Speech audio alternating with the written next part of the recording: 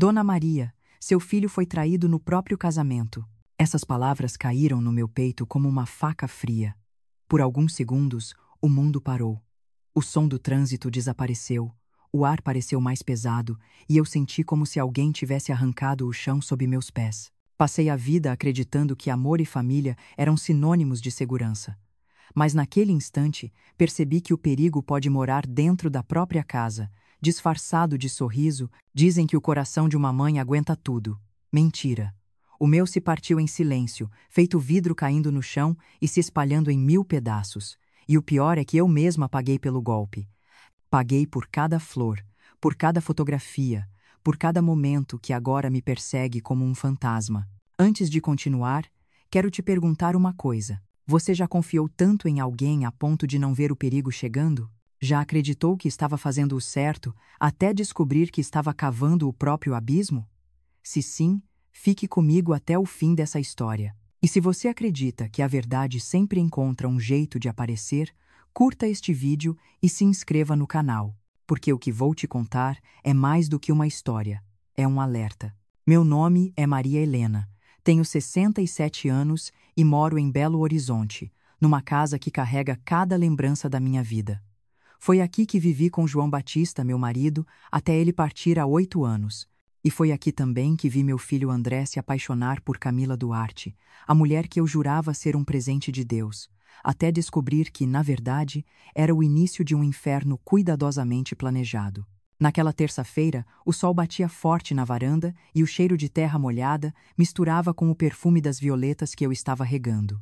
Era um dia comum, igual a tantos outros desde que fiquei viúva. O rádio tocava baixinho e eu pensava em João Batista, como sempre. Já fazia 8 anos desde que ele partiu, mas ainda parecia que a qualquer momento ele entraria pela porta, dizendo que o café estava muito fraco.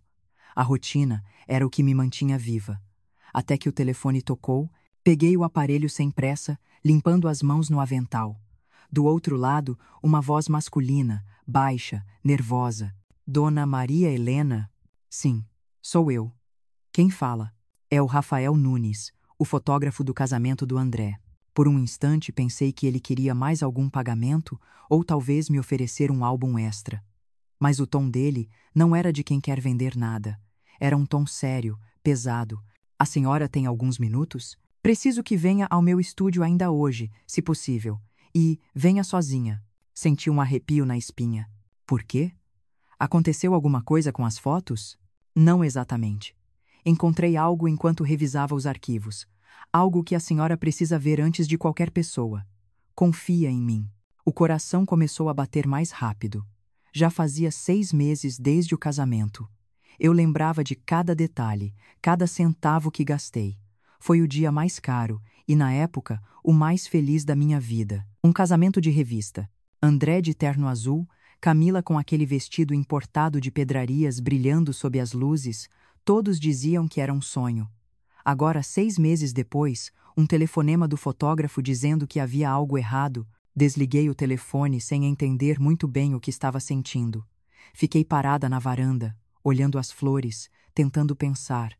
O que poderia ter de tão urgente numa foto? Entrei em casa, sentei na poltrona que foi do João e fiquei alguns minutos em silêncio.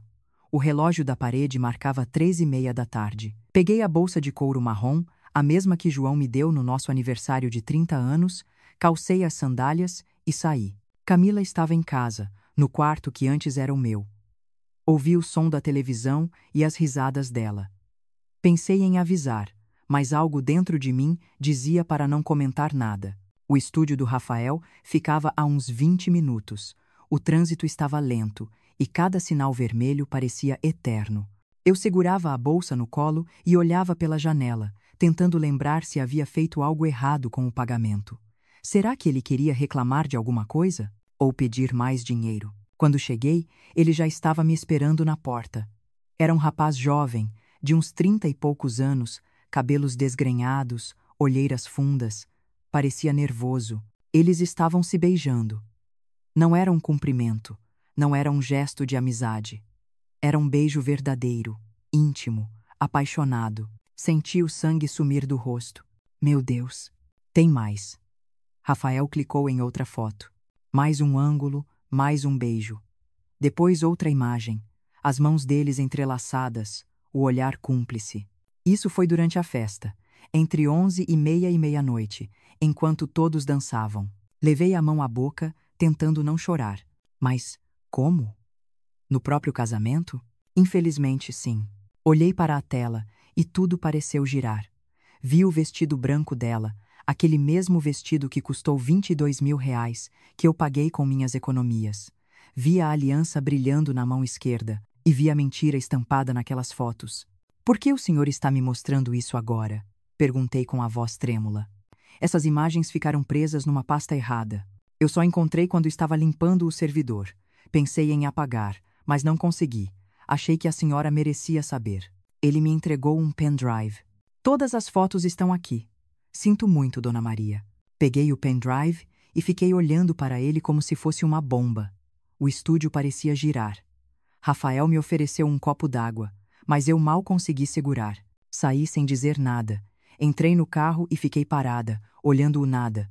Lá fora, as pessoas passavam, viviam, riam. Dentro de mim, só silêncio, um silêncio pesado, úmido, como chuva prestes a cair. Pensei no André, no rosto dele, quando viu Camila entrando na igreja, nos olhos cheios de lágrimas, na minha própria emoção. E agora, tudo aquilo era mentira. Dirigi até em casa devagar, as mãos tremiam. Quando estacionei, vi Camila sentada no sofá, rindo ao telefone. Parecia tranquila, feliz. Ela levantou o olhar e sorriu. Mãezinha, o jantar já está quase pronto. Senti o estômago embrulhar. Como alguém podia fingir tão bem? Obrigada, querida. Murmurei, tentando parecer normal. Subi para o quarto e fechei a porta. Sentei na cama e olhei para o pendrive. Quis quebrá-lo, fingir que não vi nada. Mas algo dentro de mim dizia que aquela era só a primeira página de uma história muito mais sombria. O relógio marcou 8 da noite. Lá embaixo ouvi risadas, o som da televisão, a voz doce e falsa de Camila chamando o André de amor. E eu, trancada no quarto, sentia um nó apertar o peito. Não consegui jantar. Fiquei deitada, revivendo cada imagem, cada detalhe daquelas fotos que agora pareciam gravadas na minha mente. Eu não sabia o que fazer. Contar para André? Enfrentar Camila? Esperar? Fechei os olhos e vi o rosto de João Batista. Lembrei de quando ele dizia que confiança é como cristal. Uma vez quebrada, nunca mais volta igual. Aquela noite, o sono não veio. Só o som distante da cidade e o peso de um segredo impossível de carregar. Quando o relógio bateu meia-noite, levantei. Fui até a janela e olhei para o jardim iluminado pela lua. Lá embaixo, vi André chegar e beijar Camila na porta. Ela ria, abraçada a ele, como se nada tivesse acontecido. E ali, observando pela cortina, percebi. A mulher que eu achava ser um presente de Deus era, na verdade, o começo de um inferno cuidadosamente planejado. E o pior de tudo é que eu ainda não sabia até onde aquele inferno iria me levar. Naquela noite, eu não consegui dormir. As imagens do pendrive não saíam da minha cabeça. Camila e Eduardo, no salão de festas, no dia do casamento do meu filho. A cada vez que eu fechava os olhos, via o rosto dela sorrindo, fingindo inocência, e o rosto de André, radiante, acreditando que vivia o dia mais feliz da vida. Aquilo me consumia por dentro como fogo lento. Pensei em acordar André e contar tudo, mas o medo me paralisou. E se ele não acreditasse em mim? E se achasse que eu estava inventando? Camila era doce, simpática, sabia se fazer amar. Ela tinha conquistado a todos, inclusive a mim. No dia seguinte, preparei o café como sempre, tentando agir normal. André desceu, deu bom dia e me beijou na testa. Mãe, dormiu bem?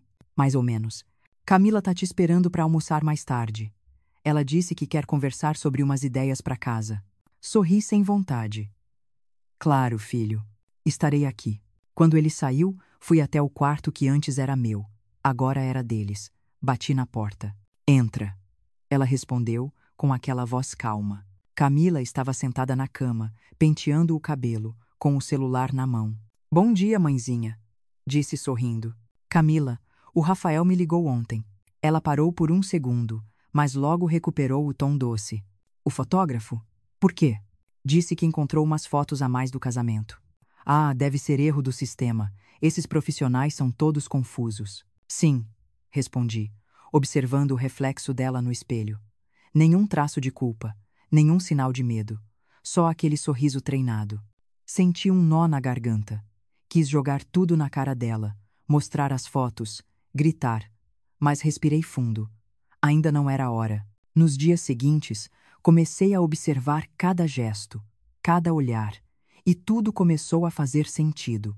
As ligações que ela atendia longe de André, as saídas misteriosas dizendo que ia resolver coisas da reforma. O perfume diferente quando voltava. Tudo se encaixava. Uma tarde, encontrei o celular dela sobre a mesa. Tocou. O nome na tela me fez gelar. Eduardo Lima. Peguei o aparelho sem pensar e caminhei até o quintal. O coração batia tão alto que parecia que o mundo inteiro podia ouvir. Quase atendi, mas o toque parou. Fiquei ali parada, olhando o celular, tremendo. Eu não precisava ouvir para saber. A traição estava viva, pulsando dentro da minha casa. Naquela noite, o jantar foi silencioso. André falava sobre o trabalho, animado, e Camila ria. Ria como se nada estivesse acontecendo, como se não tivesse beijado outro homem no dia do próprio casamento. Senti o estômago embrulhar e deixei a mesa antes que as lágrimas caíssem. Fechei a porta do quarto e me olhei no espelho. Quem era aquela mulher cansada, de olhos vermelhos? Era eu, Maria Helena, professora aposentada, mãe dedicada, mulher traída não pelo marido, mas pela própria nora. Peguei o pendrive e o coloquei de novo no computador. Revivi cada imagem, cada detalhe. Em uma das fotos, notei algo que antes não tinha visto. Um anel no dedo de Eduardo, o mesmo anel que eu tinha visto ele usar no jantar de noivado. Camila tinha dado aquele anel a ele dizendo que era um presente de amizade. Foi como se todas as peças finalmente se encaixassem. Eles já estavam juntos antes do casamento. Senti raiva, mas também medo. Medo do que poderia vir. Eu sabia que aquele segredo não podia ficar guardado por muito tempo. E é aqui que eu quero te fazer uma pergunta. Você já se sentiu enganado por alguém que dizia te amar? Já olhou nos olhos de uma pessoa e percebeu que tudo era mentira? Se sim, deixe nos comentários quantos anos você tem ou de onde está assistindo. Quero saber quantos de nós já sentimos essa dor. E se você acredita que a verdade sempre vence, curta o vídeo e se inscreva no canal, porque o que vem a seguir vai provar que o amor, quando vira arma, pode destruir até uma mãe. Na manhã seguinte, Camila me chamou para o café. Mãezinha, eu estava pensando, o quarto do fundo é tão pequeno e o nosso guarda-roupa não cabe direito. A senhora se incomodaria de mudar suas coisas para frente? Assim a gente reorganiza melhor o espaço. Olhei para ela em silêncio. Aquele quarto era o meu refúgio. Era onde João e eu dormimos por 30 anos, e agora ela queria me tirar dali. Se for o melhor para vocês, tudo bem. Ah, mãezinha, sabia que a senhora ia entender. Ela me abraçou, e o perfume caro dela me deu enjoo. Nos dias seguintes, comecei a sentir que algo muito pior estava sendo planejado. Camila falava sobre dinheiro, sobre reforma, sobre investimentos, e André, coitado, concordava com tudo. Ela só quer ajudar, mãe, dizia ele. Mas eu via nos olhos dela algo que ele não via. Frieza, cálculo. Uma tarde, fui surpreendida por uma conversa que mudou tudo. Eu estava na cozinha, lavando a louça, quando ouvi vozes vindas da sala. Camila, você precisa ser mais rápida. Se ela descobrir, acabou. Calma, Eduardo. Tá tudo sob controle. A velha confia em mim. Meu coração quase parou. Eles estavam tramando algo mais. Algo além da traição. Fiquei quieta, respirando devagar, tentando não fazer barulho. Ela vai assinar o que eu mandar.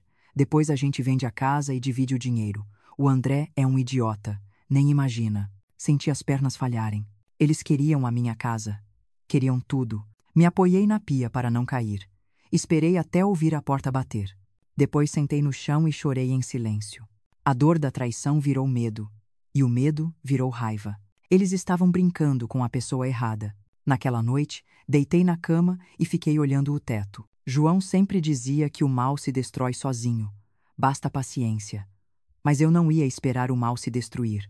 Eu ia destruí-lo primeiro. Enquanto a casa dormia, Peguei o pendrive e guardei dentro de uma caixa antiga junto com as alianças do meu casamento. Eu ainda não sabia como, mas tinha certeza de uma coisa. Camila podia achar que estava no controle, mas um dia ela veria do que uma mãe ferida é capaz. E quando esse dia chegasse, nenhuma foto seria capaz de esconder a verdade. Depois daquela noite em que ouvi Camila e Eduardo tramando no sofá da sala, algo dentro de mim mudou. O medo deu lugar à determinação. Eu não seria a velha ingênua que eles imaginavam. Eu só precisava de provas. Ninguém acreditaria em mim sem provas. André jamais aceitaria que a mulher que ele amava fosse capaz de tanto. Então comecei a observar com olhos de quem já não é vítima, mas caçadora.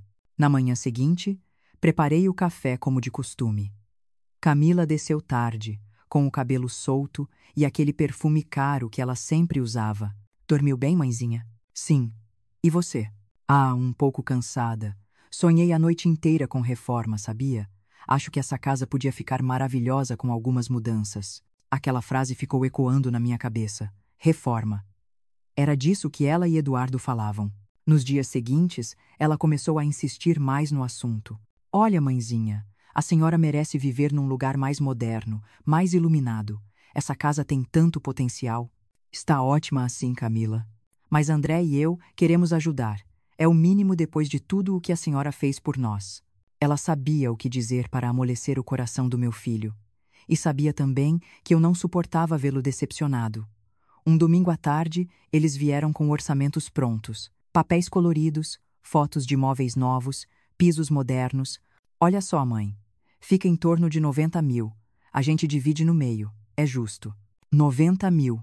Quase o valor que ainda restava da minha poupança. Tentei recusar, mas André segurou minha mão. Mãe, a senhora não confia em mim? Confio, filho. É nela que eu não confio. Pensei, mas não disse. No dia seguinte, Camila apareceu com um empreiteiro. Um homem robusto, prancheta na mão, medindo tudo como se a casa já fosse dele. Vamos derrubar essa parede, abrir a sala. Vai ficar lindo, Dona Maria. Senti um arrepio. Era como se estivessem desmontando minha história. Naquela tarde, liguei o computador e comecei a pesquisar sobre detetives particulares. Encontrei um nome que parecia confiável. Paulo Rezende. Liguei. Ele atendeu com voz calma. Boa tarde. Em que posso ajudar? Preciso descobrir se alguém está me enganando. É um caso de família. Marcamos de nos encontrar no dia seguinte, num café discreto no centro. Quando cheguei, ele já estava lá. Um homem de uns 45 anos, olhar atento, expressão séria. Contei tudo. As fotos, as conversas, o medo, a reforma. Dona Maria, o que a senhora descreveu é um golpe clássico. Ela quer tirar tudo antes de desaparecer. Pode me ajudar? Posso, mas preciso de tempo e de autorização para investigar a vida dela e do tal Eduardo. Quanto tempo?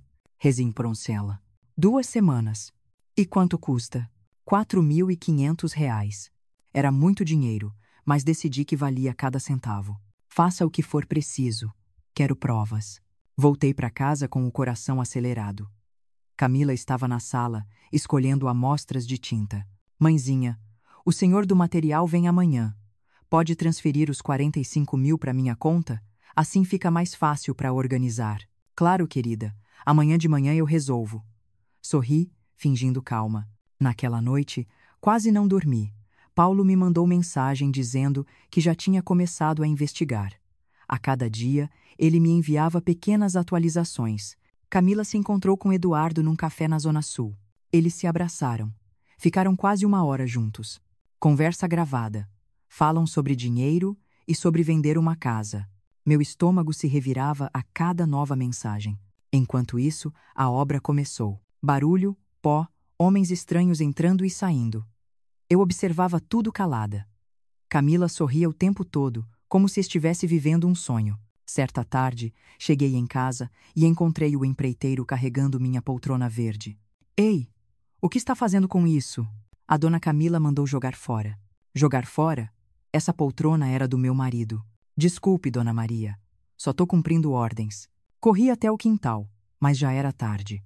A poltrona estava rasgada, jogada num canto. Senti o peito apertar.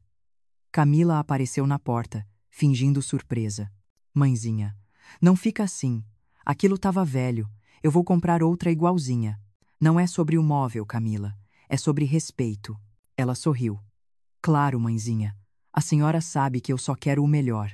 Fechei a porta e chorei. João Batista costumava sentar naquela poltrona todo domingo para ler jornal. Era como se tivessem arrancado mais um pedaço de mim. Na manhã seguinte, Paulo me ligou. Tenho novidades. Ela e o homem estão juntos há pelo menos 4 anos. Ele é corretor de imóveis falido. Já aplicaram golpes em outras pessoas. Tem certeza? Tenho provas. Fotos, áudios, mensagens. Senti as pernas falharem. A mulher que dormia na minha casa, que chamava meu filho de amor, era uma criminosa. E o André? Ela realmente o ama? Não, Dona Maria. Ele é só mais um meio. Desliguei o telefone e fiquei em silêncio. As marteladas da obra pareciam tambores dentro da minha cabeça. À noite, André chegou feliz. Mãe, a casa tá ficando linda, né? A Camila tem bom gosto. Olhei para ele e meu coração doeu. Tem, filho. Um gosto caro. Ele riu, sem entender. Durante o jantar, Camila falou sobre comprar móveis novos. André concordava com tudo. Eu só observava. Cada palavra dela era ensaiada. Cada gesto, calculado. Depois que eles subiram, fui até o meu quarto e abri a gaveta onde guardava o pendrive. Tirei de lá e olhei por um tempo. Agora eu tinha 2 provas, as fotos e o relatório do detetive. Mas ainda faltava algo. André precisava ver com os próprios olhos. Só assim acreditaria. Pensei em contar tudo, mas Paulo havia me pedido paciência. Espere mais um pouco. Quando ela achar que venceu, a senhora dá o golpe final. Fechei a gaveta e me deitei. Olhei para o teto e sussurrei para João. Amor, me dá força. Eu vou proteger o que é nosso. Os dias seguintes foram um teste de resistência. Camila começou a agir como dona da casa. Mudou os móveis de lugar, deu ordens para os pedreiros, tratava os funcionários como empregados dela. E André continuava cego, acreditando que tudo era amor.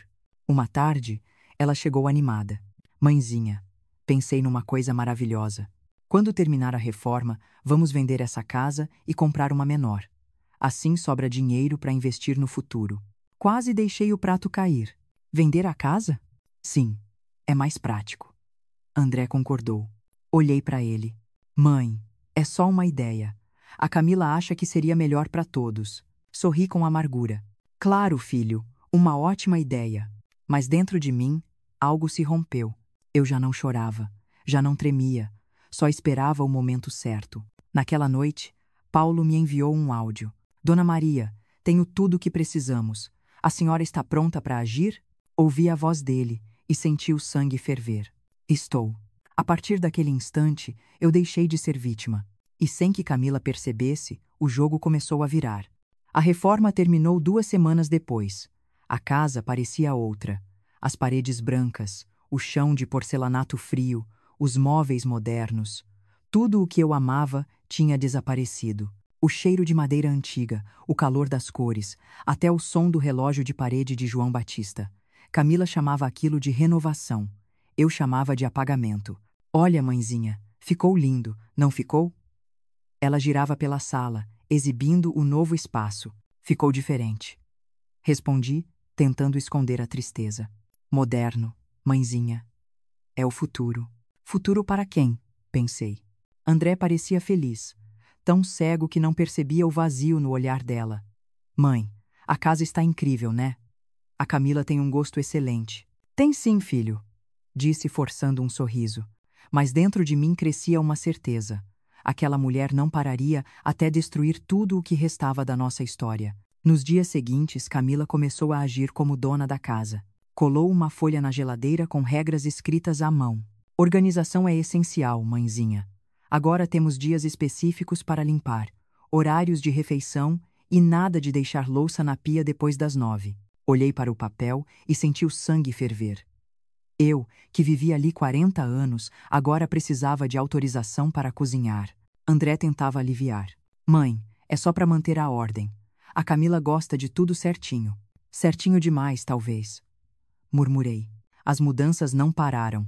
Um dia ela decidiu trocar as cortinas.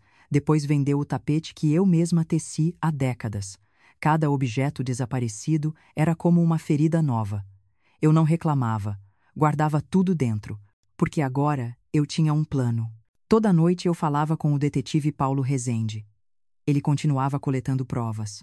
Tinha fotos de Camila e Eduardo juntos em restaurantes, vídeos dos dois conversando sobre dinheiro e até áudios onde ela falava claramente sobre vender a casa. Mais alguns dias e teremos tudo completo, ele disse. Ela não faz ideia do que vem aí, respondi. Mas Camila era esperta. Começou a me testar. Certa tarde, apareceu na cozinha com uma pasta de documentos. Mãezinha, preciso da sua assinatura aqui rapidinho. É só uma autorização para regularizar as contas da reforma. Peguei o papel e li. Meus olhos tremeram. Era uma procuração. Dava a ela poder sobre minha conta bancária e sobre a casa. Isso aqui não é uma simples autorização, Camila. Claro que é. É só burocracia. O advogado disse que facilita tudo. Então traga o advogado para me explicar. Ela me olhou séria, os olhos duros por um instante. Depois, voltou a sorrir. Tudo bem, mãezinha. Depois a gente vê isso. Alorivam Feruzete. Eu sabia que ela estava ficando impaciente. O tempo corria contra ela, e eu fingia ignorância, observando cada movimento. Naquela noite, o clima estava estranho. André chegou tarde do trabalho e parecia cansado. Camila o recebeu com beijo e vinho. Eu estava na cozinha, mas escutei tudo. Amor, precisamos convencer sua mãe a assinar logo. Ela anda esquecida, é perigoso deixar as coisas nas mãos dela. Não fala assim, Camila. Minha mãe não é doente. Não estou dizendo isso. Só que ela anda confusa, esquece contas, mistura papéis. É para ajudar. André suspirou. Vou falar com ela. Quando ele entrou na cozinha, senti o coração disparar. Mãe, a Camila comentou que você anda esquecendo algumas coisas. Esquecendo? Ela disse que você quase esqueceu de pagar a conta de luz. Respirei fundo. A conta de luz está paga, André. E eu não preciso de ninguém administrando minha vida. Nomárago veividos. Ele ficou em silêncio, visivelmente desconfortável. Mãe, é só para facilitar. Para ninguém se preocupar. Quem deveria se preocupar é você, filho. Com o quê? Com as pessoas que você deixa entrar na sua vida. Ele me olhou, confuso, talvez irritado. Você não gosta da Camila desde o começo, né? Eu tentei gostar, André, mas tem coisas que uma mãe sente. Ele balançou a cabeça e saiu sem dizer nada. Fiquei sozinha, olhando a chama do fogão. As lágrimas vieram, mas eu as engoli. Não ia desistir. 2 dias depois, Paulo me ligou. Dona Maria, o material está pronto. Fotos, áudios, conversas, tudo. E tem mais. Mais o quê? Descobrimos que ela e Eduardo estão planejando se mudar para o exterior depois de vender a casa. Senti um frio percorrer a espinha. Quando podemos nos encontrar? Amanhã. Trago tudo impresso. Passei o resto do dia em silêncio. Camila percebeu. Mãezinha, está tudo bem? Tudo ótimo. Então me ajuda a escolher a cor do quarto novo. Quero algo mais claro. Claro, respondi. Mas dentro de mim já sabia que o que viria seria tudo menos claro. Na manhã seguinte, encontrei Paulo num café no centro. Ele me entregou uma pasta grossa. Está tudo aqui. Se quiser, posso acompanhar a senhora até um advogado de confiança. Sim. Quero fazer tudo dentro da lei. Mas antes, preciso de um plano. Um plano? Quero que ela mesma se destrua. Preciso que todos vejam quem ela é. Inclusive meu filho. Ele me olhou com respeito. A senhora é mais forte do que parece. Voltei para casa decidida. Naquela noite, sentei com André e Camila no jantar. Pensei muito sobre a procuração, disse calmamente. Camila fingiu surpresa. Ah, mãezinha, não precisa se preocupar com isso. Eu decidi que vou assinar. Os olhos dela brilharam. Sério? Eixos Serumar. Sim, mas quero fazer um jantar de família antes. Quero reunir todos, celebrar a nova fase. Depois disso, a gente resolve o resto. Perfeito, ela disse empolgada. Vai ser lindo. André sorriu aliviado. Que bom, mãe. Mas quero que você cuide dos convites, Camila. Quero todos aqui. Amigos, familiares, inclusive o Eduardo. Ele é quase da família, não é? Ela hesitou por um segundo, mas logo concordou. Claro, mãezinha. Vou convidar. Quando subi para o quarto, liguei para Paulo. Ela caiu. O jantar? Vai ser o momento certo. Quer que eu prepare o material para a exibição? Sim. E vou precisar de um advogado presente. Quero tudo registrado. Desliguei o telefone e sentei na cama. Pela primeira vez em muito tempo, senti paz. A guerra estava quase acabando. Olhei para o retrato de João Batista sobre a cômoda. Amor, está chegando a hora. Eles acham que ganharam, mas é agora que vão conhecer a mulher que você amou. Lá embaixo, ouvi Camila cantarolando. Ela estava animada com o jantar, sem imaginar que aquele seria o palco da própria ruína. E foi ali, naquela noite silenciosa, que decidi. Não bastava desmascará-la. Eu queria que ela olhasse nos meus olhos quando tudo viesse à tona. Os dias que antecederam o jantar foram os mais longos da minha vida. Eu fingia normalidade, mas dentro de mim um furacão crescia. Cada sorriso de Camila era uma lembrança do quanto ela me enganou. Cada gesto de André, um lembrete de que meu filho ainda estava cego. Eu precisava ser paciente.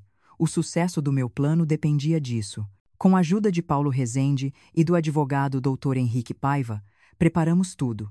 O detetive reuniria o material em um pendrive com fotos, áudios e vídeos. O advogado cuidaria da parte legal para que nenhuma palavra dita naquela noite fosse perdida.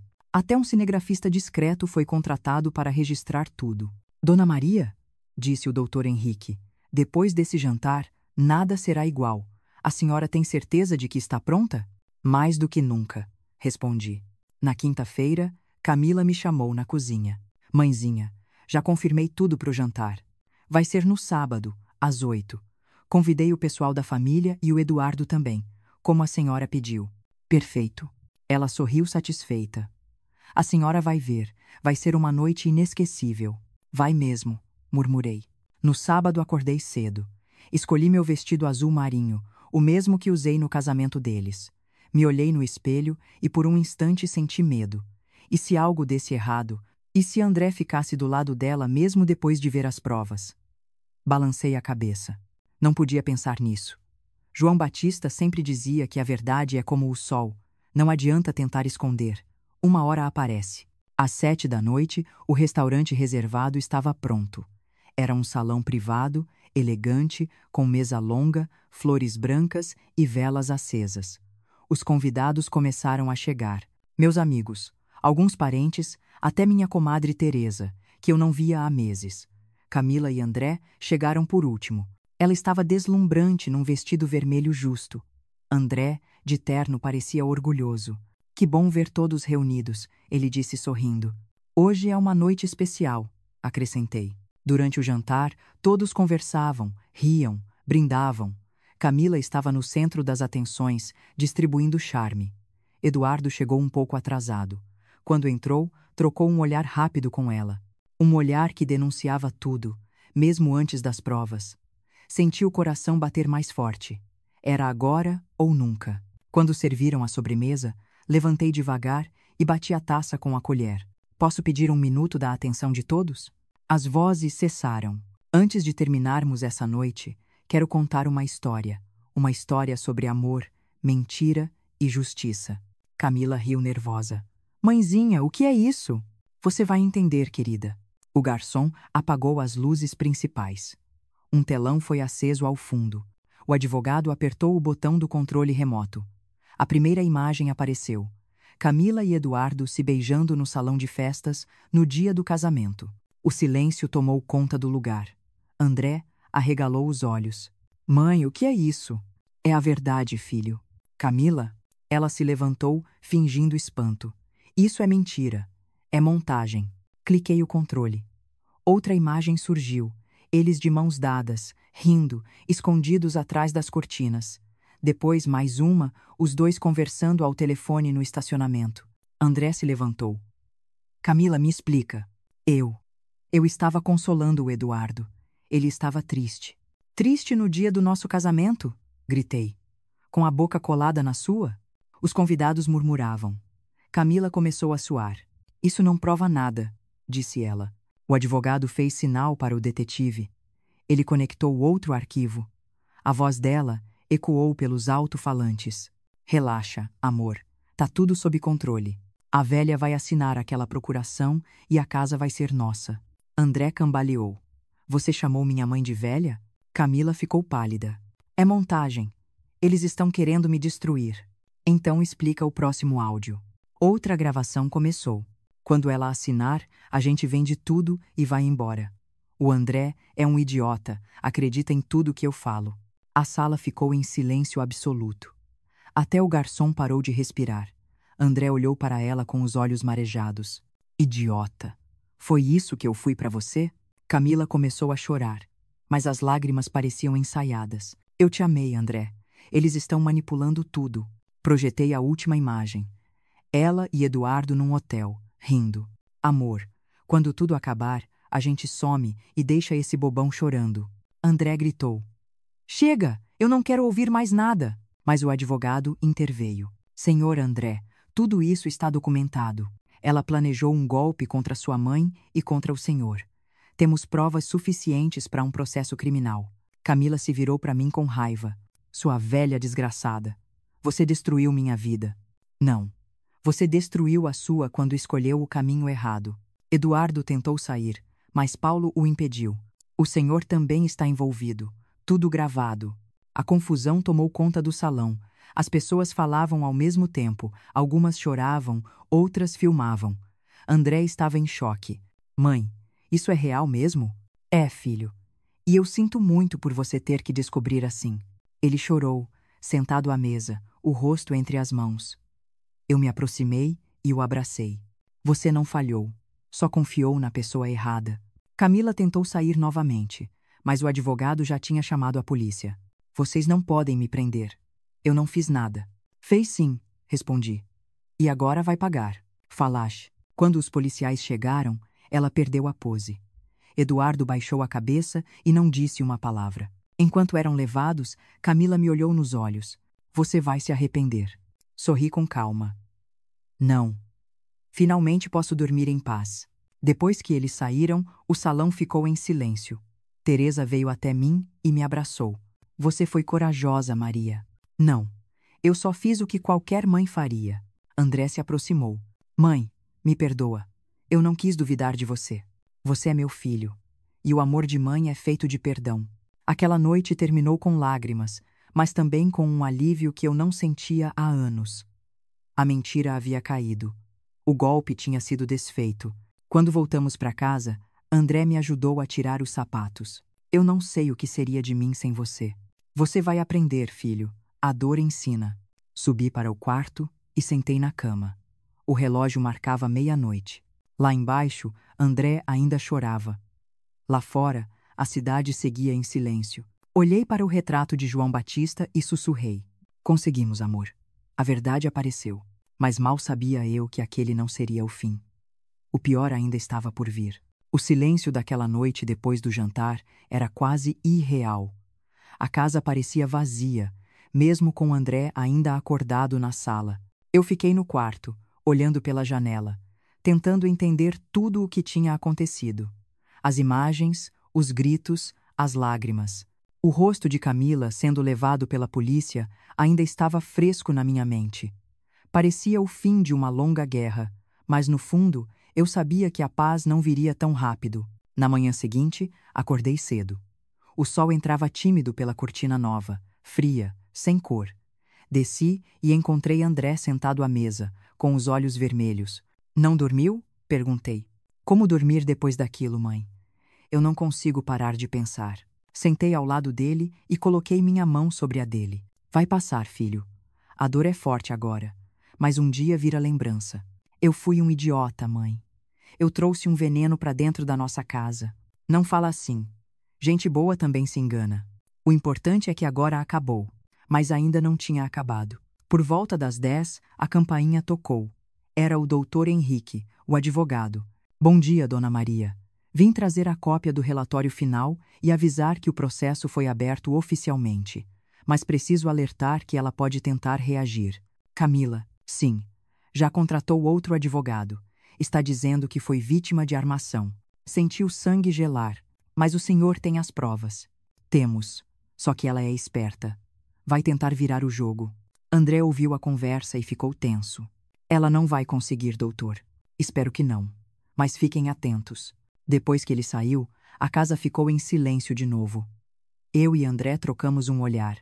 Sabíamos que aquela mulher não desistiria fácil. 2 dias depois, um carro parou em frente de casa. Eu olhei pela janela e vi Camila. Ela estava diferente, o cabelo desgrenhado, o rosto abatido, mas o olhar ainda era o mesmo, o olhar de quem calcula cada movimento. Ela gritou do portão: Maria Helena, eu quero minhas coisas. Você não pode me impedir de entrar. Respirei fundo e chamei André. Não abra a porta, filho. Mãe, deixa comigo. Ele foi até o portão e falou firme: Camila, suas coisas estão em malas. Eu levo para você. Eu quero entrar. Não vai entrar. Acabou. Ela começou a chorar, a se jogar no chão, dizendo que eu tinha destruído a vida dela. Os vizinhos começaram a olhar. Era exatamente o que ela queria: transformar a vergonha dela em espetáculo. André manteve a calma. Colocou as malas na calçada e voltou. Vá embora, Camila. Você vai se arrepender, gritou ela. Já me arrependi o suficiente. Quando a vi sumir na esquina, senti um peso sair do peito. Mas a tranquilidade durou pouco. Troquei as cortinas brancas por umas de renda simples. Pendurei novamente as fotos antigas na parede. André ajudou a limpar o quintal. Aos poucos, a casa voltava a respirar. Mas a cada dia que passava, novas lembranças da Camila surgiam. Contas atrasadas em nome do André, dívidas que ela havia feito com o cartão dele, até um empréstimo bancário que ele não lembrava de ter assinado. O golpe dela era maior do que imaginávamos. Meu Deus, mãe. Ela me deixou no vermelho. Calma, filho. A gente vai resolver. Com a ajuda do advogado, começaram a cancelar contratos, negociar dívidas, fechar contas. Era um processo lento e doloroso, mas necessário. 1 mês depois, a polícia entrou em contato. Eduardo, o cúmplice dela, havia prestado depoimento. Contou tudo. Confirmou o relacionamento, os planos e os golpes anteriores. Disse que Camila era a mente por trás de tudo. Ela manipulava todo mundo. Ele confessou. Quando recebi a notícia, chorei. Não de tristeza, mas de alívio. A verdade estava vindo à tona, de novo. André parecia outro homem. Mais calado, mais maduro. Às vezes eu o via olhando o vazio, como se tentasse entender onde tudo desandou. Eu ainda escuto a voz dela às vezes. Ele disse certa noite: é normal. Demora para esquecer quem te enganou desse jeito. Eu queria odiar, mas só sinto pena. Isso é sinal de cura, filho. Mesmo assim, algo dentro de mim não descansava. Camila estava solta, e isso me dava medo. Eu sabia do que ela era capaz. A calma dela era apenas pausa, antes da próxima investida. Numa tarde chuvosa, o telefone tocou. Dona Maria Helena? Sim. Quem fala? Aqui é da delegacia. Precisamos que a senhora compareça amanhã. É sobre o caso da senhora Camila Duarte. Ela fez alguma coisa de novo? Outro Kim. Prefiro explicar pessoalmente. Desliguei o telefone com o coração acelerado. André estava na sala. Quem era? A polícia. Querem que eu vá até lá amanhã. Por quê? Não disseram. Vai sozinha? Não. Você vem comigo. Naquela noite, o sono não veio. O som da chuva, batendo no telhado, misturava-se com a lembrança da voz fria de Camila. Algo me dizia que aquilo não seria apenas mais um capítulo encerrado. Tinha algo maior por trás. Olhei para o retrato de João Batista e sussurrei: seja o que for, eu vou encarar. Mas sinto que ainda não acabou. O relógio marcava meia-noite. Lá fora, um trovão ecoou. E naquele instante, percebi que a tempestade estava voltando. Na manhã seguinte, o céu ainda estava cinzento quando eu e André chegamos à delegacia. O ar tinha cheiro de café velho e papel úmido. Um policial nos levou até uma sala pequena, com paredes descascadas. Esperem um instante. O delegado já vem. André estava inquieto. Mãe, será que ela fez alguma coisa de novo? Não sei, filho. Mas alguma coisa me diz que essa história ainda não terminou. Pouco depois, o delegado entrou. Um homem alto, de expressão séria. Dona Maria Helena, senhor André, obrigado por virem. Precisamos informá-los que a senhora Camila Duarte foi presa ontem à noite. Presa? Perguntei sem acreditar. Sim. Ela tentou aplicar outro golpe. O alvo era um empresário de Brasília, mas o homem desconfiou e denunciou. Encontramos evidências de várias fraudes, inclusive o caso de vocês. Senti um misto de alívio e tristeza. Então finalmente ela vai pagar pelo que fez. Aí assim diz nosso elicoro, a ser o sim cormo, a gonder o bade com sulvos, e não bade com singo, a bade canada. Vai responder por estelionato e falsidade ideológica. Deve pegar alguns anos de prisão. André ficou em silêncio. Ela merecia, mãe, mas mesmo assim dói. Como alguém consegue viver assim, enganando todo mundo? Porque não sente nada, filho. Gente como ela só enxerga vantagem. O delegado nos pediu para assinar alguns papéis e confirmar nossos depoimentos. Quando saímos, o sol começava a abrir. Era como se o dia também respirasse aliviado. No caminho de volta, André dirigia sem falar. Eu olhava pela janela, lembrando de tudo. O casamento, as mentiras, as humilhações, tudo parecia distante. Como se tivesse acontecido com outra pessoa. Mãe, será que a gente consegue mesmo recomeçar? Consegue, filho. Mas precisa de tempo. A ferida ainda está aberta. Durante as semanas seguintes, a vida começou a entrar num ritmo novo. André voltou ao trabalho. Eu retomei meus passeios pela feira de domingo, comprei flores novas e recomecei a cuidar do jardim. Aos poucos, a casa deixava de ser símbolo de dor e voltava a ser lar. Mas o nome de Camila ainda rondava os pensamentos. Mesmo atrás das grades, era como se ela ainda estivesse ali, no ar, nas lembranças. Uma tarde, o telefone tocou. Era o doutor Henrique. Dona Maria, temos notícias do processo. Eduardo aceitou um acordo judicial e prometeu pagar o que deve. E ela? Ela vai a julgamento. Os advogados dela tentaram reduzir a pena, mas as provas são muito fortes. Respirei fundo. A justiça está sendo feita. Mesmo assim, algo me incomodava. Um vazio difícil de explicar. Quando amamos alguém, mesmo que seja o amor de mãe pelo filho envolvido, o perdão é mais difícil do que parece. Eu ainda lutava contra a raiva, contra o desejo de vingança. Às vezes me pegava pensando em Camila sozinha numa cela fria, e sentia um tipo estranho de pena. Talvez isso seja o começo do perdão, pensei. Um sábado, André apareceu com uma caixa nas mãos. O que é isso? Perguntei. Fotos antigas. Achei no depósito. Começamos a folhear. Lá estava João Batista segurando o André bebê, depois nós três, em frente à casa, jovens, sorrindo. Olha isso, mãe. A gente era feliz de verdade. Ainda somos, filho. Só precisamos lembrar como. Aquela noite foi tranquila. Fizemos jantar juntos, rimos e por um momento esqueci de tudo. Até que por volta das 10, o telefone tocou novamente. Era um número desconhecido. Atendi. Dona Maria Helena? Sim. Quem fala? Sou o advogado da senhora Camila Duarte. Ela pediu para entregar uma mensagem à senhora. Meu coração disparou. Mensagem? Que tipo de mensagem? Ela escreveu uma carta. Disse que é pessoal. Podemos enviar por correio ou a senhora prefere vir até a prisão? Fiquei em silêncio por alguns segundos. Eu vou buscar pessoalmente. Na manhã seguinte, acordei cedo, arrumei o cabelo e vesti uma roupa simples. André me olhou desconfiado. Onde vai, mãe? Resolver uma coisa. Preciso encerrar esse capítulo de vez. Vai ver a Camila? Vou. Mãe, tem certeza? Tenho. É hora de olhar nos olhos dela pela última vez. O caminho até o presídio parecia interminável. As montanhas ao longe, o som da estrada, tudo me lembrava da vida que tínhamos antes. Quando cheguei, uma agente me conduziu até uma sala com vidro. Camila estava do outro lado. Ela parecia menor, mais pálida, o cabelo preso num coque mal feito. Quando me viu, sorriu fraco. Veio mesmo. Você pediu. Queria te entregar isso. Ela mostrou um envelope amarelado. É uma carta. Por que agora? Jungon coach.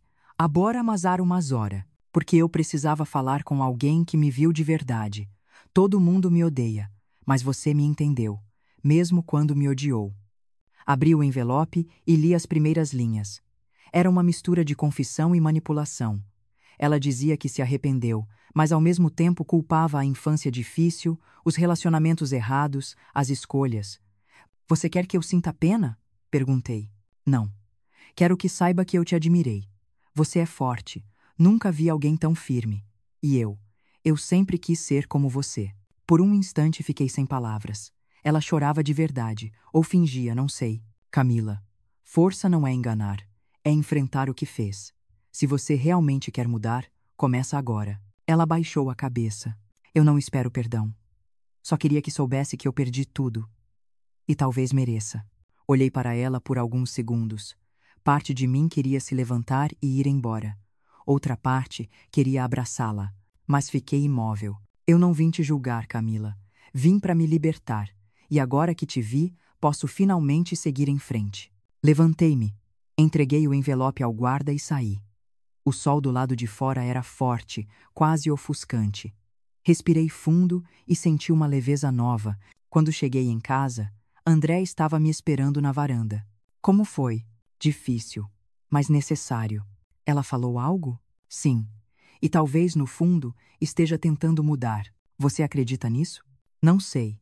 Mas eu acredito que a gente pode recomeçar. E isso já basta. Naquela noite, antes de dormir, abri novamente o envelope. Dentro, havia uma folha com uma frase escrita à mão. Obrigada por me fazer enxergar. Cuide bem do André. Fiquei olhando aquelas palavras por um longo tempo. Depois, dobrei o papel e o guardei na gaveta, junto com as fotos antigas. Deitei na cama e olhei para o teto. Lá fora, o vento batia nas folhas da jabuticabeira. Por um instante, senti paz. Mas também uma sensação estranha, como se aquela história ainda não tivesse terminado. Peguei o pendrive antigo, o mesmo que o fotógrafo Rafael me entregou um dia, e o observei na palma da mão. As provas, as fotos, toda a dor que ele guardava. Será que estava pronta para apagar tudo? Fechei a mão em torno dele e sussurrei. Talvez amanhã. 1 ano se passou desde o dia em que Camila foi presa. Às vezes parece que tudo aconteceu em outra vida. A casa está diferente agora, não apenas nas cores, mas na energia. O silêncio que antes era pesado se tornou paz. As janelas vivem abertas, o cheiro do café se mistura com o das flores que André plantou no jardim. E todas as manhãs, quando escuto o relógio antigo tocar, sinto que João Batista ainda está por aqui, cuidando da gente. André também mudou. Ele voltou a sorrir com o mesmo brilho de quando era menino. Encontrou um novo emprego, começou a sair mais, conhecer pessoas novas. Não tem pressa de se apaixonar de novo, mas já não tem medo do amor. Às vezes ele olha para mim e diz: Mãe, acho que a dor me fez enxergar o que é o amor de verdade. E eu sorrio. Porque entendo. A vida depois da tempestade é diferente. A gente aprende a valorizar os pequenos momentos. O cheiro do almoço no domingo, o riso espontâneo, o pôr do sol na varanda. Coisas simples que a dor nos ensina a ver como milagres. Mas nem tudo foi fácil. Ainda existem dias em que acordo lembrando do que aconteceu. Às vezes me pego olhando para o pendrive guardado na gaveta. Ele ainda está lá com todas as provas, as fotos, os áudios. Não consegui jogá-lo fora. Talvez porque me lembre não apenas da dor, mas da força que encontrei dentro de mim. Outro dia, André me perguntou: Mãe, por que a senhora ainda guarda isso? Porque é parte da nossa história, filho. E história não se apaga, se aprende. Ele assentiu, me abraçou e sorriu. Então vamos escrever uma nova. Foi assim que começamos a reconstruir tudo de vez. Recolocamos a parede entre a sala e a cozinha, compramos um sofá novo, mais simples, e penduramos de volta as cortinas de renda que Camila havia jogado fora. A casa voltou a ter cheiro de lar. Nos finais de semana, André convida amigos para almoçar. Às vezes, vem uma moça chamada Luísa, professora de inglês, simpática e gentil. Ela não tenta ocupar espaço, não finge ser perfeita. Quando me cumprimenta, olha nos meus olhos e sorri de verdade. E cada vez que vejo André ao lado dela, sinto que o ciclo está se fechando do jeito certo. Num domingo, ela trouxe um bolo de cenoura com cobertura de chocolate. Dona Maria, não é nada sofisticado, mas fiz com carinho. Provei e ri. Tá uma delícia, minha filha. E o que é feito com carinho sempre vale mais do que o que é caro. Ela riu junto. André me olhou e piscou. E eu entendi que o amor simples ainda existe. Hoje, quando penso em tudo o que vivi, não sinto mais raiva. Sinto aprendizado. Descobri que o amor de mãe é a força mais poderosa que existe. Que confiar é bonito, mas desconfiar também é sabedoria. Que o perdão não é esquecer, é escolher não carregar o peso para sempre. Camila continua presa. Recebi notícias de que ela entrou num programa de reabilitação e começou a estudar. Talvez um dia ela mude. E se mudar, que bom. Não por mim, mas por ela mesma. E quanto a mim, eu sigo vivendo. Cuidando das flores, cozinhando, rindo com meu filho. De vez em quando sento na poltrona verde, passo a mão no couro macio e olho para o retrato do João Batista. Conseguimos, amor, eu digo em voz baixa. Protegi o que era nosso e ensinei o nosso filho a ser forte. Às vezes, penso nas pessoas que estão ouvindo essa história agora. Talvez algumas estejam passando pelo mesmo. Talvez estejam vivendo um relacionamento em que confiam demais, amam demais e esquecem de si mesmas. Se você está ouvindo isso e sente que perdeu o controle da própria vida, lembre, se não existe idade para recomeçar, não existe fraqueza em pedir ajuda, e ninguém tem o direito de apagar a sua história, nem de roubar o que você construiu com amor. Seja qual for o seu inferno agora, lembre-se de mim, Maria Helena, uma mulher comum que achou que não tinha forças, mas descobriu que podia enfrentar o impossível. A vida sempre dá um jeito de recomeçar. Às vezes, ela destrói tudo primeiro, só para você reconstruir melhor depois. Então, se essa história te tocou de alguma forma, se te fez lembrar da sua mãe, da sua avó ou até de você mesma, deixe o seu like e se inscreva no canal, porque enquanto existir uma pessoa sofrendo em silêncio, eu vou continuar contando histórias como a minha.